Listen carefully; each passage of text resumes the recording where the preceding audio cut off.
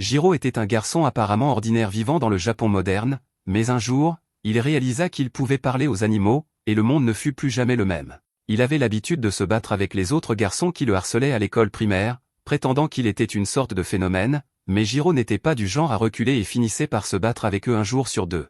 Un jour, il rentra d'un autre combat à l'école et s'assit à côté de son chien de famille, Naché, qui lui demanda gentiment s'il s'était encore battu.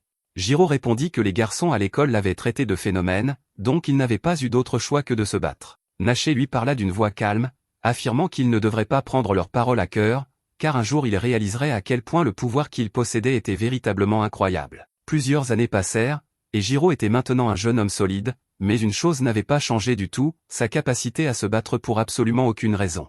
Il s'approcha de 3 voyous du lycée sous un pont, qui l'avertirent que leur Sanpé était le chef de la Ligue des démons, mais Jiro semblait complètement indifférent en se curant le nez et répondit qu'il s'en fichait et que son Sanpé n'était qu'un crétin et rien d'autre. En entendant cela, le voyou s'énerva et essaya de frapper Jiro, mais il était trop rapide pour lui et esquiva facilement le coup avant de faire tomber l'homme dans la rivière d'un coup de pied.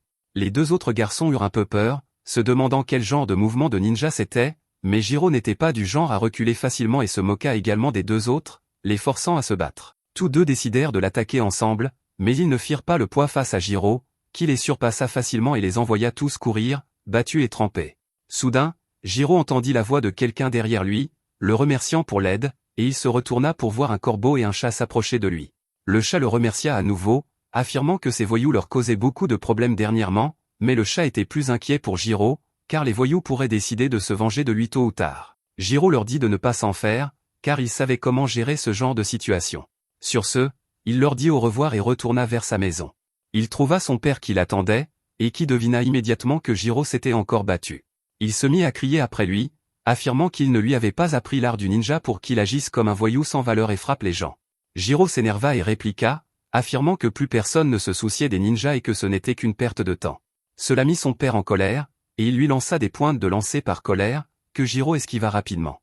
Son père sortit un katana et lui dit que c'était un héritage familial transmis par leur lignée depuis l'époque d'Edo, quand leur famille l'avait reçu du shogun lui-même pour sa bravoure sur le champ de bataille. Il dit à Jiro d'agir comme un adulte, car c'était lui qui perpétuerait leur lignée familiale, mais Jiro ricana devant son père, affirmant que l'épée devait être une réplique inoffensive et rien d'autre. Cela mit son père en colère, et il dégaina la lame, prêt à montrer à son fils à quel point l'épée était réelle, tandis que Jiro courait partout en implorant son pardon.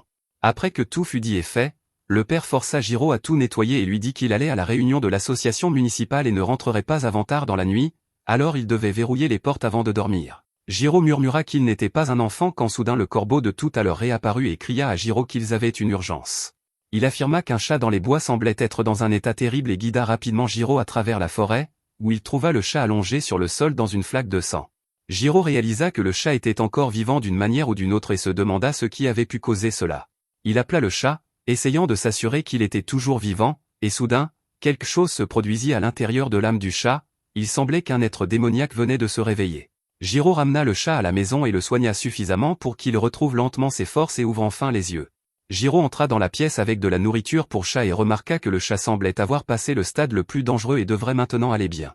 Il demanda au chat quel était son nom, affirmant que même les animaux errants avaient leur propre nom, et le chat répondit sarcastiquement que même s'il lui disait son nom, les humains étaient trop stupides pour comprendre une autre langue. Sans qu'il le sache, Jiro était capable de comprendre le langage animal, et cela effraya le chat, qui se cacha sous le lit, refusant de sortir. Jiro essaya d'amadouer le chat pour le faire sortir, affirmant qu'il savait que le chat était peut-être un peu surpris, mais qu'il ne devait pas s'inquiéter, car Jiro était complètement inoffensif. Le chat chercha une quelconque énergie spectrale mais n'en trouva pas, ce qui signifiait que Jiro était juste un humain normal, mais il ne comprenait pas comment diable il pouvait comprendre le langage animal. Jiro décida finalement d'essayer une autre méthode et sortit son arme secrète, qui était des friandises pour chat. Il ne fallut pas longtemps pour que le chat sorte et commence à engloutir le repas, tandis que Jiro s'asseyait à côté de lui, satisfait de lui-même. Après avoir fini le repas, le chat regarda Jiro, affirmant qu'il n'était pas un chat, mais un immortel nommé Rago. Les gens l'appelaient aussi un mononoke. Jiro était confus, de quoi diable parlait le chat? Mais Rago expliqua que les mononoke étaient des êtres magiques qui pouvaient prendre la forme d'un humain ou d'un animal à volonté, et la plupart des humains n'en avaient aucune idée. Certains vivaient parmi les humains, tandis que d'autres préféraient vivre en solitaire dans les montagnes ou les bois. Jiro demanda comment il avait été blessé, et Rago répondit qu'il avait été attaqué par un autre mono. Jiro demanda comment cela était arrivé, et Rago répondit qu'il n'en avait pas une bonne idée. Il savait seulement qu'il avait été profondément endormi pendant longtemps, et qu'il avait été réveillé de son sommeil pour se retrouver complètement encerclé. Il voulait son aide, mais Rago refusa, alors ils s'allièrent contre lui et le battirent à 2 doigts de la mort. Jiro demanda pourquoi il ne les avait pas aidés puisqu'ils étaient aussi des mononoques, mais Rago répondit qu'il détestait les créatures comme ça, des parasites qui cachent leur faiblesse en se cachant derrière quelqu'un de plus fort. Cela fit écho en Jiro, tandis que Rago affirma qu'il ne le croyait probablement même pas, donc cela n'avait pas d'importance. Jiro accepta que pour l'instant tout cela n'avait aucun sens pour lui, mais cela ne signifiait pas qu'il ne croyait pas Rago. Il affirma qu'il pouvait parler aux animaux, ce qui était déjà assez étrange, donc il n'avait pas besoin de croire en quelque chose d'aussi bizarre qu'un mononoke. Plus tard dans la soirée, Jiro donna un bon bain à Rago pour s'assurer qu'il était propre et remarqua que les blessures de Rago étaient déjà complètement guéries. Il affirma que maintenant il croyait que Rago n'était définitivement pas un chat ordinaire, parce qu'avant il pensait que le chat disait des bêtises, comme beaucoup de gens le font quand ils sont en train de mourir. Il affirma que Rago lui rappelait son vieux chien Naché, même s'ils étaient complètement opposés en termes de personnalité, car Naché était un très bon chien. Il raconta qu'à l'époque, il se faisait souvent harceler et rentrait à la maison avec des éraflures et des coupures. Naché lui demandait de l'aider à prendre un bain, et en faisant cela, Jiro oubliait tout ce qui s'était passé pendant la journée et se détendait à nouveau. Plus tard dans la nuit, Jiro alla se coucher, et vers minuit, Rago se leva sur la fenêtre et dit au revoir à Jiro, affirmant qu'il lui devait la vie, mais qu'en ce moment, il devait partir. Rago sauta de la fenêtre et réalisa que même si ses blessures étaient guéries, il n'avait pas encore la même force qu'avant. Mais avant qu'il ne puisse s'éloigner, Jiro apparut derrière lui en bâillant et demanda où Rago allait. Cela fit une peur bleue à Rago, qui demanda comment diable il avait pu descendre si vite. Jiro ne prit pas la peine de répondre, cependant, et demanda où Rago pensait aller dans cet état. Rago affirma que cela ne le regardait pas, et Jiro répondit que c'était lui qui l'avait sauvé. Rago répondit qu'il n'avait jamais demandé à être sauvé, que Jiro avait tout fait de son propre chef, et qu'en plus, il n'aurait pas regretté de mourir là-bas dans la forêt. Jiro demanda pourquoi il disait cela, et Rago répondit à nouveau que cela ne regardait pas Jiro. Jiro s'énerva et affirma qu'il ne laisserait pas Rago partir tant qu'il n'aurait pas de réponse, mais cela mit Rago en colère, qui se retourna en dégageant une énergie démoniaque et dit à Jiro de la fermer et d'aller se rendormir avant qu'il ne transforme sa trachée en griffoir personnel. Il dit à Jiro qu'il ne devait pas oublier qu'il était un mononoke, un spectre mangeur d'humains, donc il serait préférable qu'il s'éloigne de lui dès que possible. Jiro fut choqué d'entendre cela, et à ce moment, une autre voix les interrompit. Jiro se retourna et aperçut un homme immense debout dans la cour à côté d'eux.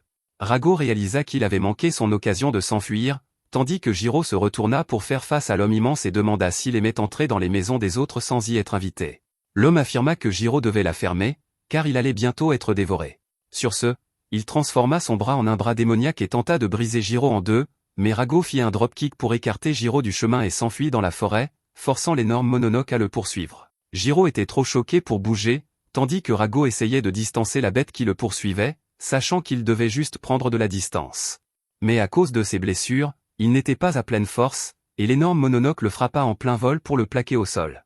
Le mononoke rit de Rago, affirmant qu'il n'était pas très impressionné par la légendaire étoile du destin, et lui dit de venir calmement avec lui, car il ne voudrait pas tuer un autre mononoke. Rago s'énerva et se mit à dégager une énergie démoniaque en affirmant que tout ce qu'il voulait, c'était obtenir ses pouvoirs, alors s'ils étaient prêts à les payer de leur vie, ils étaient les bienvenus pour l'emmener. Les deux démons se préparèrent pour un affrontement, mais juste au moment où ils allaient s'attaquer, Jiro apparut de nulle part avec son épée et trancha le bras de l'homme, le forçant à reculer tandis qu'il se mettait à saigner. Rago était choqué et demanda à Jiro s'il avait une envie de mourir, lui disant de s'enfuir. Jiro affirma que si Rago mourait maintenant, alors tout ce qu'il avait fait pour le sauver serait vain, et il ne laisserait pas cela arriver. Rago lui dit avec colère de s'éloigner, car ce n'était pas une bagarre de rue entre garçons, mais il était trop tard maintenant. Le démon géant s'énerva et se transforma en un monstre bizarre qui ressemblait à un Bigfoot. L'énorme monstre fut étonné que Jiro ne semble pas impressionné par sa taille immense ni par le fait qu'il soit un démon mangeur d'humains, alors il attaqua Jiro directement pour voir ce qu'il pouvait faire. Rago pensa que Jiro était fini, mais à sa grande surprise, Jiro réussit à s'échapper et apparut derrière lui avec une épée. Ce que Jiro n'avait pas prévu, c'est que le monstre soit si rapide, car il apparut derrière Jiro en plein vol et le transperça avec son doigt, en faisant une brochette. Jiro se mit à cracher du sang, mais il essaya quand même de balancer son épée, cependant, le monstre était trop rapide et l'esquiva à nouveau. Jiro tomba au sol dans une flaque de son propre sang, et la vie commença à quitter ses yeux. Rago s'approcha de lui, complètement abasourdi, pensant à quel humain étrange était Jiro. Il avait sauvé un Mononoke sans raison et était prêt à donner sa vie pour sauver une bête qui le mangerait dès qu'elle en aurait l'occasion. Le monstre Bigfoot rit de Jiro et dit à Rago qu'il n'avait dû rien manger depuis un moment et qu'il devait avoir faim, alors il devrait manger l'humain pour retrouver ses forces afin qu'ils puissent avoir un meilleur combat. Rago se retourna avec de la colère dans les yeux et dit au Mononoke de la fermer, affirmant qu'il allait bientôt mourir. Sur ce, il pensa à comment il pourrait manger Jiro et retrouver toute sa force, mais il ne le ferait pas après ce que Jiro avait fait pour un Mononoke. Au lieu de cela, Rago rassembla toute sa puissance spectrale et la déversa dans Jiro, sacrifiant sa propre forme pour sauver la vie de Jiro. Le monstre fut horrifié et hurla à Rago, lui demandant comment il avait pu donner ses pouvoirs à un humain, mais Rago lui dit de se taire, et Jiro se releva une fois de plus. Il n'avait aucune idée de ce qui se passait, mais Rago lui dit de se concentrer sur le combat pour l'instant. Il esquiva les attaques continues du monstre tandis que Rago lui disait de se préparer à attaquer. Jiro affirma qu'il n'y avait aucun moyen qu'il puisse faire quoi que ce soit à ce monstre, mais Rago lui dit de ne pas s'inquiéter et de simplement frapper le Mononoke au bon moment. Jiro crut en lui et synchronisa parfaitement le timing. Avec les pouvoirs de Rago, il anéantit complètement le monstre, le déchirant en 2 morceaux et le tuant. Mais avant qu'il puisse comprendre ce qui lui était arrivé, une femme lui planta un couteau sur la gorge et lui dit de ne pas bouger. Soudain, un type apparut en fumant une cigarette et lui dit de ne pas s'inquiéter, car ils n'étaient pas des Mononoke, mais de simples fonctionnaires du département de l'espionnage. Il affirma qu'il plaçait Jiro en détention, mais Jiro essaya de répliquer et reçut immédiatement un coup à l'arrière de la tête de la part de la femme, qui l'assomma. Les soldats, habillés comme des Stormtroopers, commencèrent à se disputer entre eux sur qui s'occuperait du corps inconscient de Jiro, car ils avaient peur de lui, mais avant qu'il ne puisse prendre une décision, la femme qui avait braqué son couteau sur Jiro décida de régler la situation en traînant Jiro par la jambe, comme s'il s'agissait d'une carcasse qu'elle venait d'abattre. Pendant ce temps, Jiro était perdu dans ses rêves, où il se retrouva dans une zone complètement blanche et aperçut Rago debout devant lui, ressemblant à une brume. Rago affirma que Jiro avait lui-même un énorme trou béant dans la poitrine, ce qui confondit Rago jusqu'à ce qu'il baisse les yeux et aperçoive un énorme trou. Mais avant qu'il ne puisse s'inquiéter, il finit par ouvrir les yeux et se retrouva dans un lit d'hôpital. Avec un mal de tête, il s'assit sur le lit et vérifia sa poitrine pour s'assurer qu'il n'y avait pas de trou. Une voix le surprit, la fille qu'il avait ramenée était assise à côté de lui sur son téléphone, faisant défiler des vidéos, et dit à Jiro qu'il avait dormi plus d'1 jour et demi et se présenta comme Ikai. Avant que Jiro ne puisse poser d'autres questions, elle appela directement son supérieur et l'informa que Jiro s'était réveillé et semblait assez lucide pour avoir une conversation. À ce moment-là, elle fut distraite quand une brume noire s'échappa de Jiro et prit la forme d'un chat sur le dessus de sa tête. Jiro était agacé que Rago soit assis sur sa tête, et les deux recommencèrent à se disputer, tandis que la fille essayait de les calmer tous les deux, affirmant que c'était un hôpital. Un peu plus tard, le supérieur entra dans la chambre d'hôpital et réussit enfin à les calmer tous les deux avant de dire à Jiro qu'il était un garçon coriace, car aucun homme normal n'aurait survécu à ce qu'il avait subi. Sur ce, il se tourna vers Rago, qui ressemblait à un esprit sombre, et lui demanda comment il se sentait, mais Rago était beaucoup plus méfiant envers ces gens et dit à l'homme de s'occuper de ses affaires s'il tenait à sa vie. L'homme réalisa que Rago était beaucoup plus prudent qu'il ne l'avait anticipé et ne lui faisait pas confiance, mais en même temps, il ne semblait pas non plus vouloir causer de réels dommages. Pour gagner leur confiance, l'homme décida de faire un tour de présentation formelle et se présenta comme Sheba du bureau de l'espionnage. Jiro intervint, affirmant qu'il savait pour qui il travaillait, car il l'avait déjà dit avant. Ce que Jiro voulait savoir maintenant, c'est pourquoi ils avaient été pris en charge par eux. Sheba fut surpris que Jiro se souvienne de tout cela même après avoir reçu un coup sur la tête. Il se tourna vers lui et demanda s'il savait quelque chose sur un groupe appelé Aniwabin. Jiro leva un sourcil, car il avait entendu son père en parler, et répondit qu'il savait qu'ils existaient à l'époque du shogunat d'Edo et qu'ils étaient des agents secrets choisis par le shogun lui-même. Sheba fut honnêtement surpris que Jiro sache tout cela et répondit que leur travail ne s'était pas arrêté à l'époque d'Edo. En fait, ils avaient été transmis à travers le temps jusqu'à nos jours, où ils étaient connus sous le nom de bureau de l'espionnage. Il affirma que la collecte de renseignements et de contre-renseignements dans leur propre pays et à l'étranger était leur pain quotidien, et de plus, leur travail consistait également à trouver et détruire les Mononoke. Il continua en disant que les Mononoke créaient rarement de grands incidents, et que les grands incidents étaient généralement causés par les humains eux-mêmes, donc la plupart du temps, leur travail tournait autour de la garde de VIP et de l'enquête sur des organisations dangereuses. Sheba affirma que son département spécifique se concentrait sur les Mononoke, ce qui signifiait qu'ils n'avaient généralement pas grand-chose à faire, mais récemment, leur installation avait été attaquée par une bande de Mononoke, et le Rago qui se trouvait maintenant à l'intérieur du corps de Jiro avait été scellé dans cette installation. Jiro réalisa que c'était ce que Rago entendait par « je dormais profondément et j'ai été réveillé brusquement ». Sur ce, Sheba affirma que c'était maintenant à son tour de poser des questions et demanda comment exactement Jiro avait fini avec Rago en lui. Jiro leur raconta toute l'histoire, et la fille Ikai était au-delà du choc. Elle demanda à quel point Jiro pouvait être stupide pour fourrer son nez dans des affaires qui ne le concernaient pas et ensuite essayer de sauver un Mononoke. Jiro répliqua en lui disant de la fermer, car elle n'était pas là et ne connaissait pas la situation. Sheba interrompit leur dispute et dit à Jiro qu'il savait peut-être déjà cela, mais que la fusion de Rago avec lui pourrait être permanente, et qu'il n'y aurait peut-être aucun moyen de les ramener à leur état normal, mais en même temps, il devait essayer de voir ce qu'il pouvait faire et obtenir plus d'informations.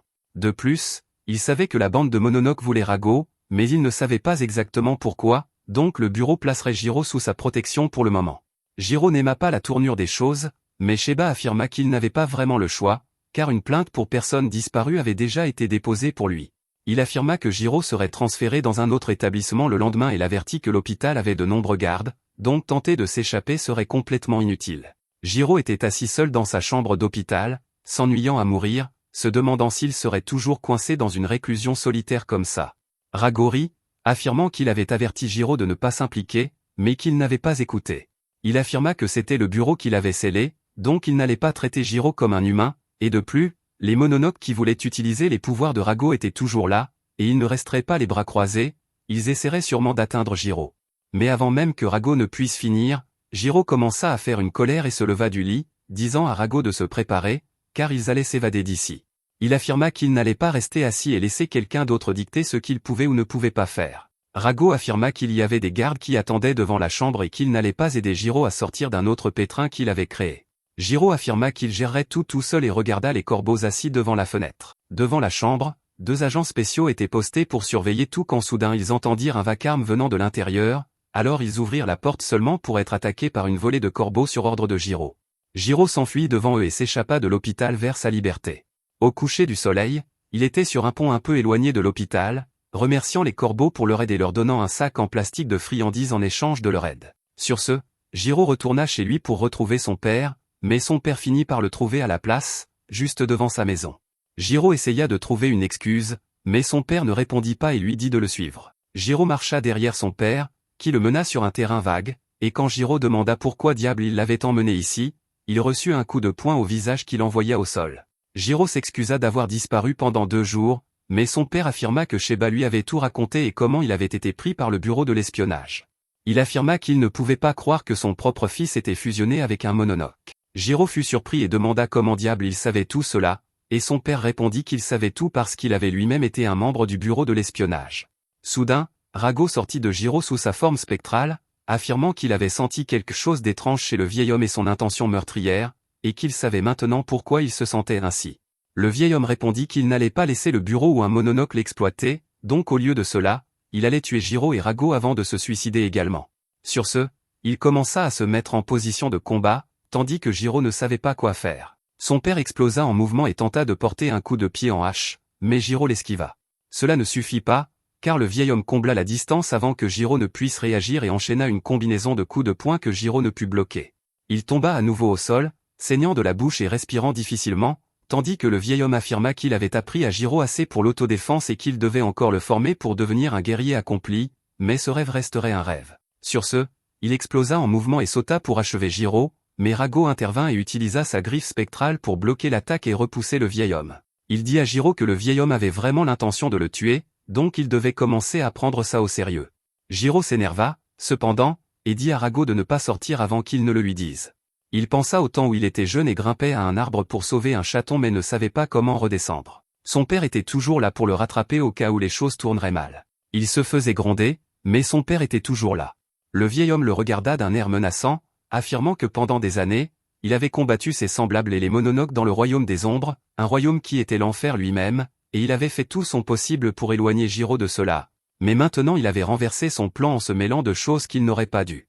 Jiro sourit, affirmant qu'il n'avait aucun regret, et promit de se sortir de cette situation par lui-même. Le vieil homme s'énerva et se précipita sur lui pour porter un coup de poing, mais au lieu de l'esquiver, Jiro utilisa sa tête pour heurter le poing et essayer de ralentir l'élan. Cependant, le vieil homme était trop fort, et Jiro fut projeté en arrière. Heureusement, il retrouva son équilibre en plein air et se releva une fois de plus, le sang coulant sur son front.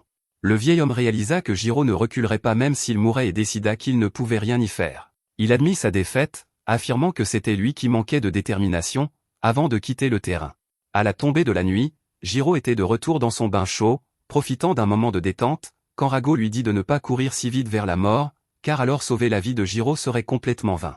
Jiro sourit et appela Rago son partenaire, affirmant que maintenant ils étaient ensemble dans cette aventure. Pendant ce temps, le vieil homme reçut un appel de Sheba, qui le remercia et affirma qu'il s'était inquiété quand Jiro s'était échappé de l'hôpital, mais s'il était chez lui, alors tout devrait bien se passer. Il affirma qu'ils allaient envoyer une voiture le lendemain pour chercher Jiro, car il allait désormais faire partie d'eux, quelqu'un dont ils avaient désespérément besoin. Le lendemain matin, Jiro se réveilla tôt pour préparer ses affaires, tandis que Rago lui demandait s'il pensait que c'était une bonne idée. Jiro, en revanche, ne semblait pas être du genre à trop réfléchir, mais Rago l'avertit qu'il n'avait aucune idée de qui étaient ces gens, et que maintenant qu'il avait aussi les pouvoirs de Rago, il était unique en son genre, et il n'avait aucune idée de ce que ces gens pourraient ou ne pourraient pas lui faire. Jiro ricana, demandant si Rago développait un faible pour lui, mais Rago lui dit immédiatement de la fermer. Au moment où il eut fini de préparer ses affaires et descendit pour retrouver son père, Ikai arriva, l'air contrarié, affirmant qu'elle était là en tant que garde et chaperon pour s'assurer qu'il ne ferait rien d'idiot comme s'enfuir. Elle lui montra que le camion de la société attendait dehors et qu'il monterait à l'arrière avec elle. Jiro fut agacé par la façon dont elle le regardait comme s'il était un insecte et se retourna pour dire au revoir à son vieux père avant de partir avec Ikai. Son père lui dit de ne pas mourir, et Jiro lui dit que ce n'était pas si facile de le tuer avant de quitter sa maison pour commencer son nouveau voyage. Dès qu'ils furent dans le camion et qu'il commença à bouger, Ikai passa une paire de menottes à Jiro, le surprenant alors qu'il demandait pourquoi diable il était traité comme un prisonnier. Ikai se demanda tout haut pourquoi diable elle avait eu le job d'escorter cet idiot et affirma qu'il se sentait comme un prisonnier parce qu'il était essentiellement un prisonnier. Jiro était confus et demanda de quoi diable elle parlait. Ikai répondit que le bureau était une agence créée pour combattre les mononoques, et qu'en ce moment, il était à moitié humain et à moitié mononoque, donc techniquement, il n'était rien d'autre qu'un mononoque prisonnier pour eux. Elle affirma qu'elle n'avait aucune idée de ce que les supérieurs voyaient en lui pour allouer autant de ressources sur lui, mais elle prenait son travail très au sérieux et ferait tout ce qui devait être fait. Jiro la regarda et affirma qu'il était gentil avec elle juste parce qu'elle était une fille, et que si elle avait été un gars, il aurait déjà réglé ça. Cela l'énerva, et elle frappa la paroi du camion juste à côté de son visage, créant une bosse et lui faisant peur. Elle lui dit qu'il y avait deux choses qu'elle détestait le plus, numéro 1, les mononoques, et numéro 2, les prétentieux sexistes comme Jiro. Elle lui dit que pour elle, il n'existait même pas, donc il ferait mieux de la fermer pour qu'elle puisse travailler en paix. À ce moment, Rago apparut à côté de Jiro, disant à la fille de la fermer, car il essayait de faire une sieste, mais visiblement, les deux n'allaient pas le laisser dormir. Il regarda la fille, affirmant que le bureau devait vraiment manquer de personnel s'ils envoyaient juste une fille pour les garder. Ikai le regarda avec dégoût et lui dit qu'elle ne parlait pas à de sales mononoques, mais Rago continua, affirmant qu'elle avait d'autres problèmes à régler en ce moment. Pendant ce temps, les deux conducteurs qui conduisaient le camion commencèrent à entrer dans une zone qui semblait couverte d'un épais brouillard. L'un d'eux se demanda pourquoi il y avait tant de brume ici, mais le conducteur affirma qu'il se dirigeait vers une montagne et que la brume devait venir de là. Soudain, le conducteur aperçut quelqu'un debout dans le brouillard au milieu de la route. Il se tourna pour dire à l'autre gars à côté de lui, mais au moment où il tourna la tête, il vit qu'un homme avec des lunettes bizarres avait arraché la tête du corps de son ami. À l'arrière du camion, ils entendirent soudain un cri et une secousse violente qui les projeta complètement tandis que les lumières se mirent à clignoter. Ikai réalisa que quelque chose avait horriblement mal tourné. Elle se leva et dit à Jiro de rester dans le camion pendant qu'elle allait enquêter, et Jiro essaya de protester, mais elle ferma la porte et sortit. Elle regarda autour d'elle et réalisa qu'ils étaient entrés dans une zone de brume spectrale. Elle commençait à se demander comment elle avait pu faire une si grosse erreur quand soudain elle entendit une voix derrière elle et aperçut l'homme aux lunettes bizarres assis sur le dessus d'une créature géante ressemblant à un homme, dévorant les deux conducteurs. Il affirma qu'il était assez excité pour cette mission, espérant avoir un bon affrontement contre le bureau, mais tout ce qu'il avait eu, c'était deux conducteurs inutiles et un garde, mais une femme. Ikai s'énerva, marmonnant que tous les hommes étaient misogynes et des prétentieux sexistes, avant de taper sur sa montre et de se transformer en uniforme de combat, qui ne semblait pas très différent de son look normal, pour être honnête. Le garçon aux lunettes s'excita enfin et dit aux gros idiots d'arrêter de mâcher comme un imbécile car ils avaient un combat à mener. Soudain, le brouillard les enveloppa à nouveau, et ils se transformèrent en leur forme mononoque. Ikai sortit immédiatement son arme et se mit à tirer comme si elle était dans un lycée américain, mais le géant ne semblait pas affecter le moins du monde, car il bloqua simplement tout avec ses bras. Pendant ce temps, l'autre type profita de la distraction pour l'attaquer par derrière. Elle réussit à esquiver mais fut projetée vers le géant, alors elle sortit rapidement son couteau et le planta dans le poing du géant, se sauvant à peine tout en essayant de le trancher également. Elle atterrit sur ses pieds et réalisa que ce ne serait pas facile, car elle était face à deux Mononoke et que les deux semblaient avoir leur propre capacité spéciale. Elle réalisa que le géant était un idiot et n'utilisait pas vraiment son cerveau, mais il était dur comme de la pierre. Pendant ce temps, le plus mince était le cerveau de l'opération. Pendant qu'elle pensait à tout cela, le Mononoke plus mince apparut derrière elle et la frappa directement dans le camion. À l'intérieur, Jiro sentit le choc de l'impact d'Ikai contre le camion et se demanda ce qui se passait dehors. Rago affirma qu'ils étaient attaqués par un Mononoke. Il continua que pendant que Jiro bavardait avec cette fille, Rago avait senti qu'ils étaient entrés dans une zone spectrale. Jiro n'avait aucune idée de ce dont il parlait, alors il simplifia pour Jiro et lui dit que la zone spectrale était essentiellement une zone séparée de la dimension humaine et qui était le royaume des Mononoke. Jiro ne comprit toujours pas vraiment mais dit à Rago de l'aider à sortir de ses menottes pour qu'il puisse sortir aider la fille. Rago lui dit qu'il ne pouvait pas faire ça, car ces menottes étaient des outils spécialisés utilisés pour bloquer l'énergie spectrale, donc il ne pouvait rien faire pour le moment.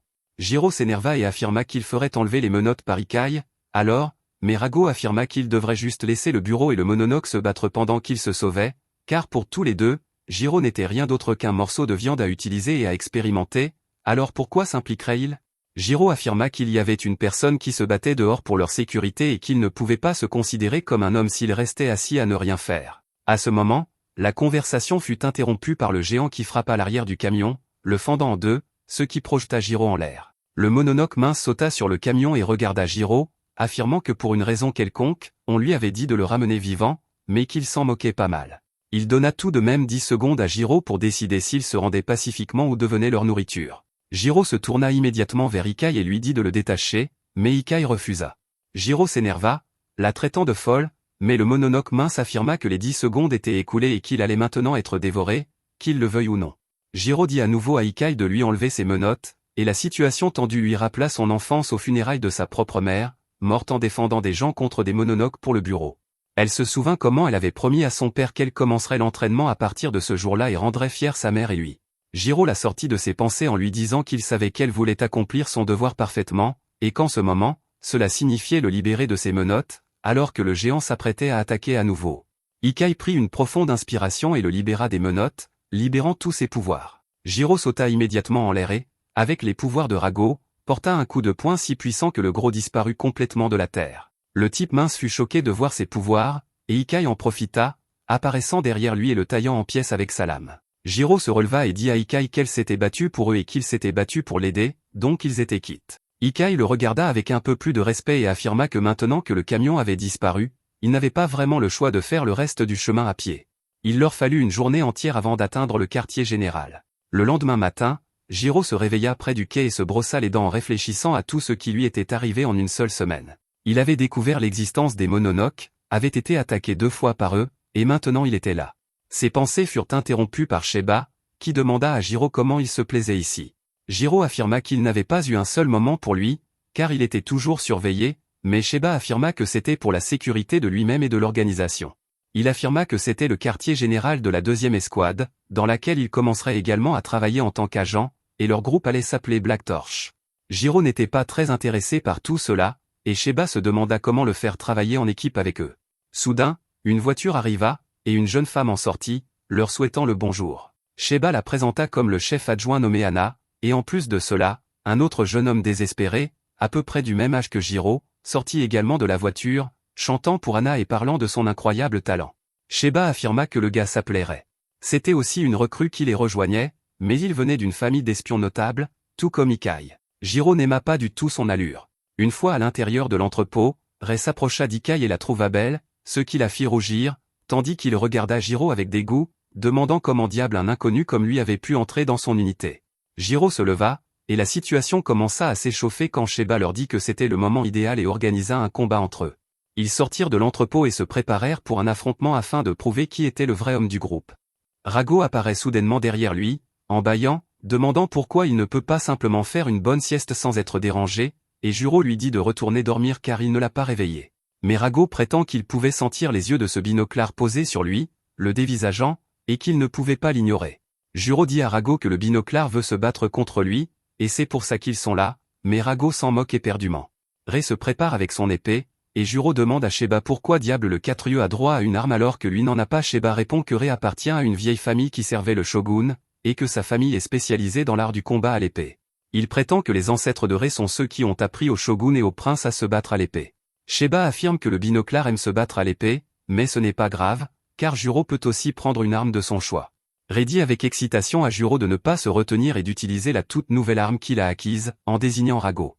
Juro répond en lui disant que Rago n'est pas une arme et n'est qu'un chat qui n'a rien à voir avec ce duel, car il s'agit d'un combat entre deux. Juro se tourne vers Rago et lui dit de ne pas interférer pendant le combat. Rago prétend que ça lui est égal et qu'il retourne dormir. Sur ce, il disparaît. Soudain, Rei laisse tomber son épée par terre et se retourne, affirmant que cela ne va pas être amusant de cette façon.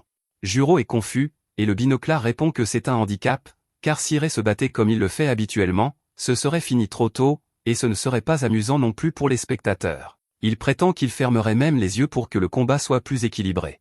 Cela met Juro complètement en colère, alors qu'il se prépare, affirmant qu'il va fracasser sa tête à coups de poing.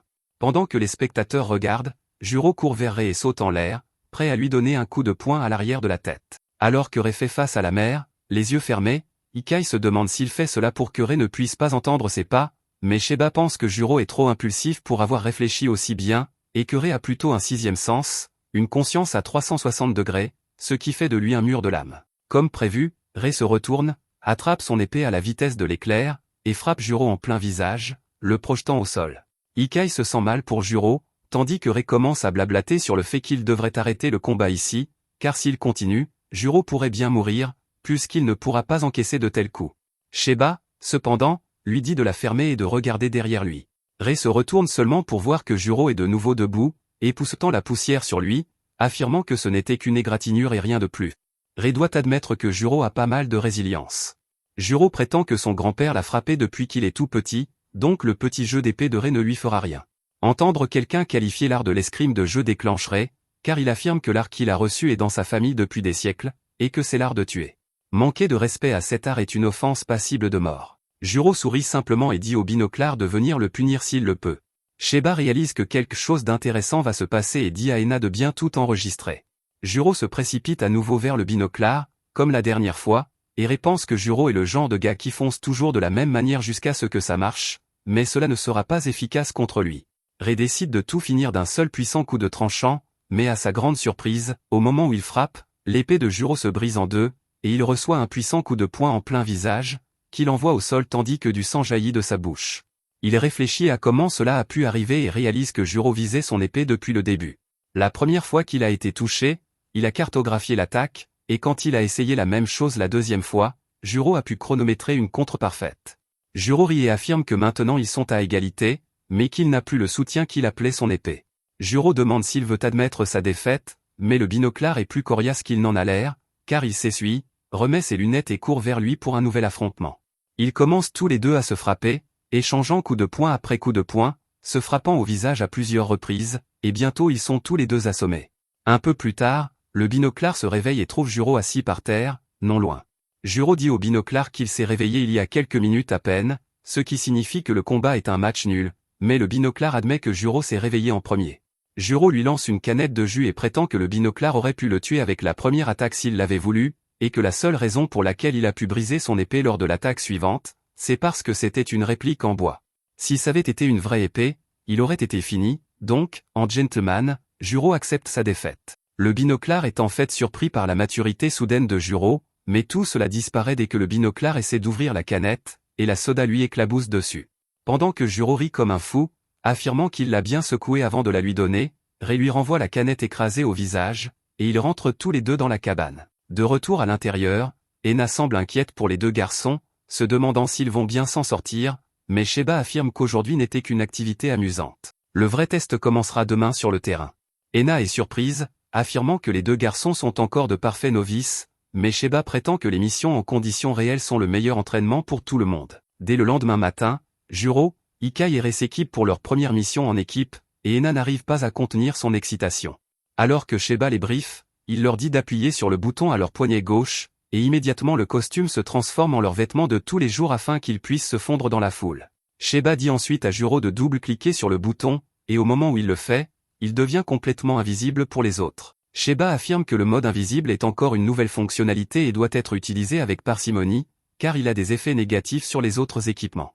Il leur dit qu'ils apprendront le reste en les utilisant, et les charge dans une voiture avant de les emmener vers un sanctuaire. Juro se demande ce qu'il fiche dans un sanctuaire, mais Sheba affirme que le sanctuaire est l'un des lieux secrets du bureau, et qu'ils sont là pour quelques affaires. En chemin, Juro remarque un type en sweatshirt en train de manger une barre de chocolat comme un animal, mais il ignore l'homme et continue.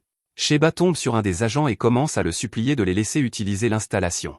L'agent est un peu hésitant, affirmant que l'équipe de la division spéciale d'opération 1 est censée venir aujourd'hui, et que rien de bon ne sort jamais quand deux équipes se rencontrent. Sheba affirme qu'ils seront partis avant l'arrivée de la première division.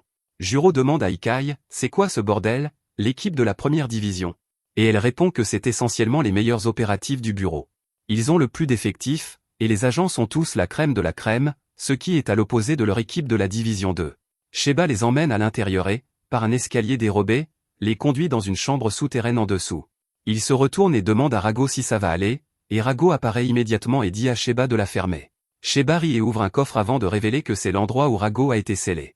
Juro aperçoit un énorme rocher au milieu de la pièce, et Sheba explique que c'est l'un des rares sanctuaires contenant ces roches spéciales qui calment l'énergie spectrale, laissant le mononoke complètement sans défense. Sur ce, il prétend qu'il emmène Ikai avec lui pour interroger des gens en haut, et que Rei et Juro devraient interroger Rago sur le jour où il a été scellé. Sheba part alors, et Rago dit à Juro qu'il n'a aucune idée de ce qui s'est passé le jour de son scellement, car il ne se souvient de rien. Juro lui dit d'arrêter de plaisanter, car il est impossible qu'il ne se souvienne pas de quelque chose d'aussi important, mais Rago répond avec colère qu'il n'a pas besoin de mentir. Il ne se souvient simplement de rien. Avant que Juro puisse argumenter, réaffirme que l'amnésie n'est pas farfelue dans ce genre de cas, donc Rago dit très probablement la vérité. Il prétend que Rago a dû être transféré dans un rocher spécial comme celui-ci, ce qui est un enfer pour un mononoke, et que personne n'en sort indemne. Rago a dû avoir de la chance de n'avoir que de l'amnésie. Sur ce, il se tourne vers Rago et lui demande ce qui s'est passé le jour où il s'est réveillé de son sommeil. Rago répond qu'il s'est réveillé entouré d'un tas de mononoke dans cette chambre, et qu'ils lui ont fourré une tablette sous le nez, à travers laquelle un homme lui a parlé et a affirmé qu'il voulait que Rago leur prête son pouvoir afin qu'ils puissent éliminer les humains. Rago n'était cependant pas intéressé, alors il a réussi à tous les tromper et à s'enfuir de là avant que quiconque puisse agir. Juro pense que la seule façon de résoudre tout cela est de tabasser tous les ennemis qui se mettent en travers de sa route, tandis que Rei lui crie dessus et le traite d'idiot pour penser ainsi. Soudain, ils sont interrompus par le même homme en sweatshirt que Juro avait vu plus tôt. Il laisse tomber son chocolat et apparaît soudainement entre Juro et Rei tout en parlant à Rago. Juro et Rei réagissent tous les deux par un coup de poing, mais le type est trop rapide, il disparaît et réapparaît devant eux. Rago dit à Juro qu'il doit faire attention à celui-ci, mais Juro est excité à l'idée de se battre, alors que lui et Rei se transforment en leur costume, se demandant en quel genre de mission cela va se transformer. Mais c'est là que cette vidéo se termine. N'oubliez pas d'aimer et de vous abonner à la chaîne. Merci d'avoir regardé, et je vous dis à la prochaine.